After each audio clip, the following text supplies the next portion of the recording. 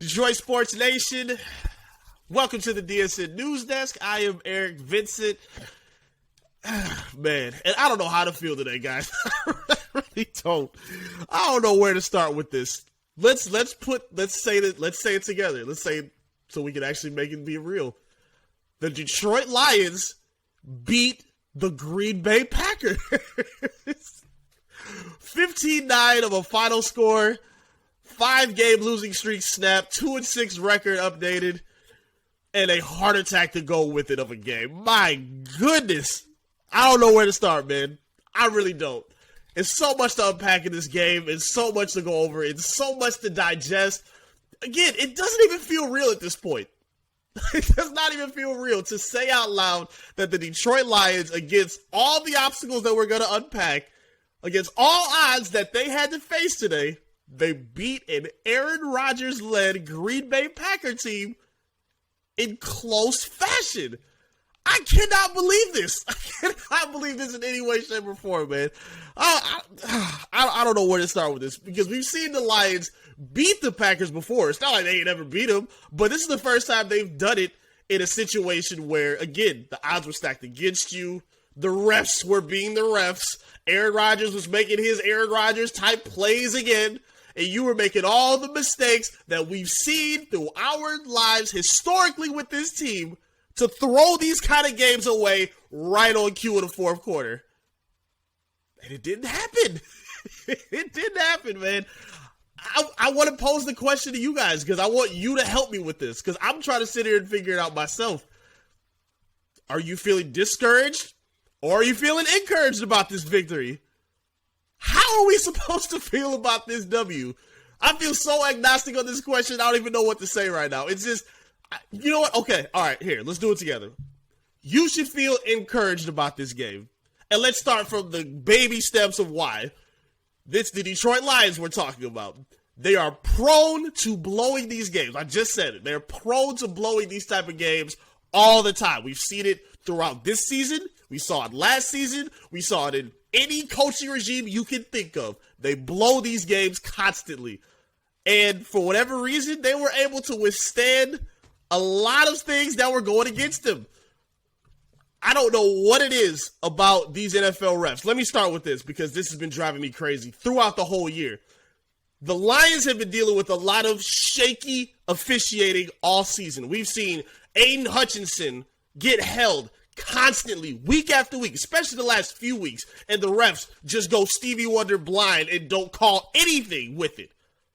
And now, this game unfolds where we're seeing holds get missed again. We're seeing illegal contact getting missed. We saw a DB literally pull Amon-Ra St. Brown out of the way, where he almost got an interception out of it because he illegally swayed him out of the end zone with his hands. But not that. That's not the worst of it. How many delay of games did these refs miss? What is it about these refs all of a sudden just not calling delay a game anymore? Clock hits 0, blow the whistle. They're waiting 1, 2, 3 seconds in. You see Aaron Rodgers snapping his hands and stomping on the ground, knowing it's late, knowing the game clock has expired.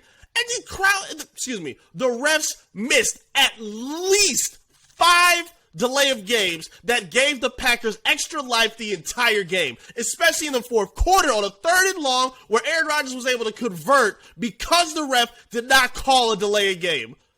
This team is already terrible defensively. We don't need to be still dealing with the officiating to put them even more behind. And I'm not one of these people who gets on the microphone and say, oh, well, you should have just played better. You shouldn't have put yourself in the position for the refs to screw you. A lot of media people say that, and a lot of people talk about that after on post-game shows. Bad football does not give an excuse for bad officiating. I don't care how bad the Lions played. I don't care what the product was in the field. The ref's job is to call an accurate game from start to finish. It's no excuses. You cannot miss 5 delay of games and be that porous the way that they were. I know that was the biggest thing for the game, but this was just driving me up a wall, literally from watching since the first quarter. Literally each quarter they missed a delay of game, and it helped give extra life to the Packers. Drove me crazy. Let's unpack the rest of the game, shall we?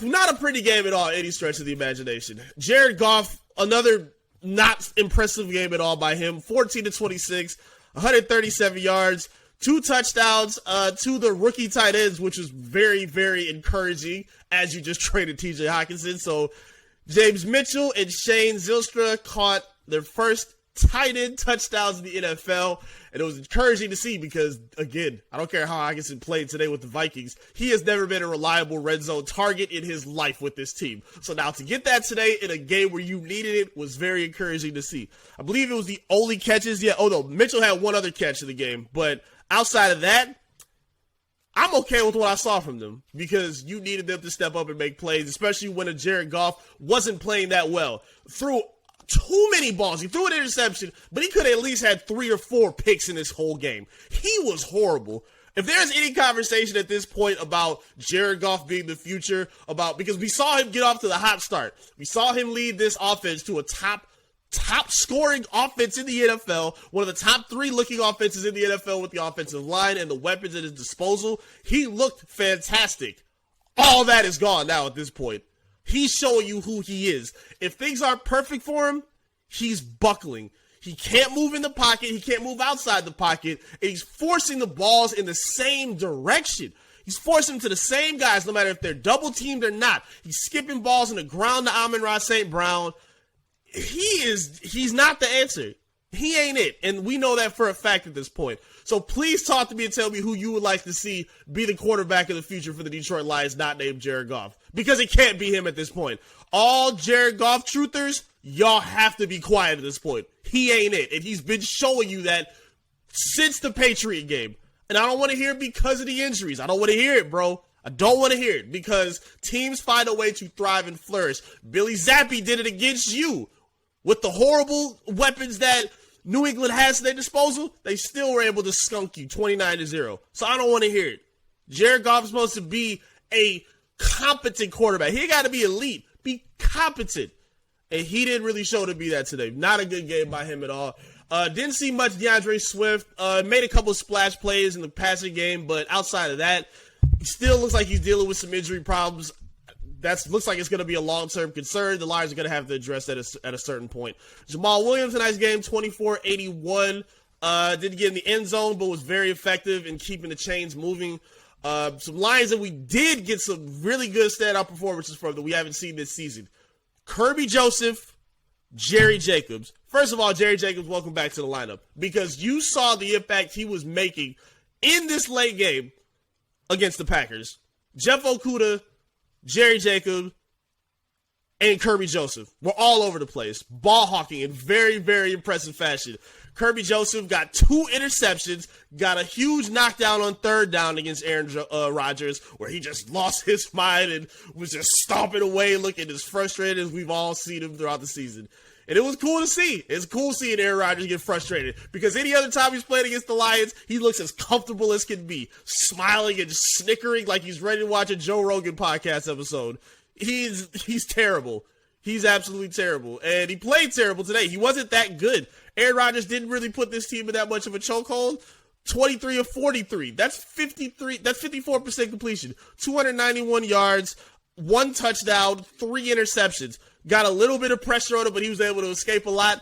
Outside of that, he really wasn't that impressive. He really missed Aaron Jones, who got hurt. I think he dealt with an ankle injury, and that was a big problem. But for the most part, they were able to make some plays where they needed them the most. They were kind of showing that bend, don't break mentality where the Packers would get into the red zone but not be able to cash in, where Aaron Rodgers threw a pick to Aiden Hutchinson, or he threw a pick to Kirby Joseph, or another to Kirby Joseph. He was just kind of sporadic and all over the place. It didn't really seem to be in sync with his receivers all game. We've seen that all season.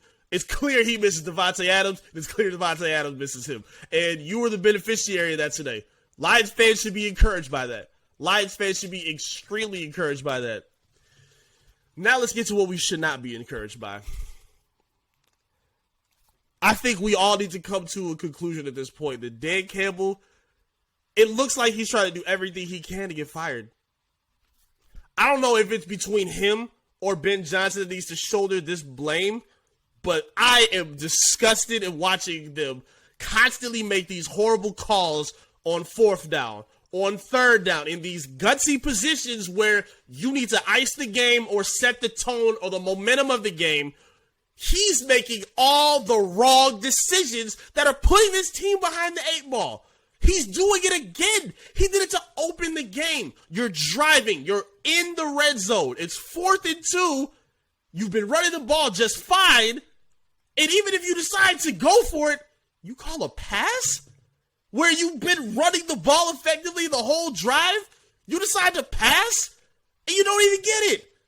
You take the points. You're supposed to take the points. You're opening the game. What are you starting your opening drive for? Going for it on 4th down? Take the points. Just take the points. He is outsmarting himself. He's doing it again. He did it again in the I think it was the 3rd quarter. It was 3rd and 7, and he elected to run the ball with Jamal Williams. He was getting into a rhythm with Jared Goff. He's completing a couple passes to Amon-Ra. I think Khalif Raymond had a catch. And on 3rd and 7, you elect to run the ball?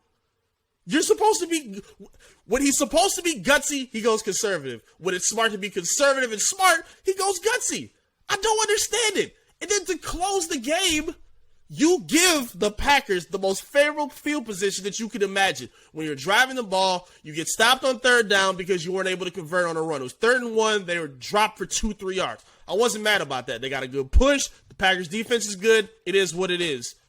You've seen this happen before. The Lions are within the 50 on the opposite, they're on their opponent's field position at this point, and you elect to go for it. Instead, you elect to go for it and pass, which you incompleted it again, instead of either pinning them in with the punt to give them difficult field position. You go for a pass, and he wasn't even open who he was throwing to. It was a crossing route, I believe, to Khalif Raymond. He threw it behind him. You didn't have any kind of rhythm at that point. At least make it difficult for your opponents at that point. You give Aaron Rodgers the ball at around the 40-yard line. Luckily, they were able to withstand it on the defense. Your league worst defense that's been struggling all season against the guy who's had your number through his entire career. And you give him the ball in short field position? Dan Campbell is literally putting a weighted chain on this team. I don't understand it. I really don't understand his problem. He is putting this crutch. I can't even talk. He is putting this team in a crutch every single time. Again, when he's supposed to be gritty and make a reasonable choice, it seems he goes conservative. And then when it's time to be smart, he goes gritty, and it backfires every time.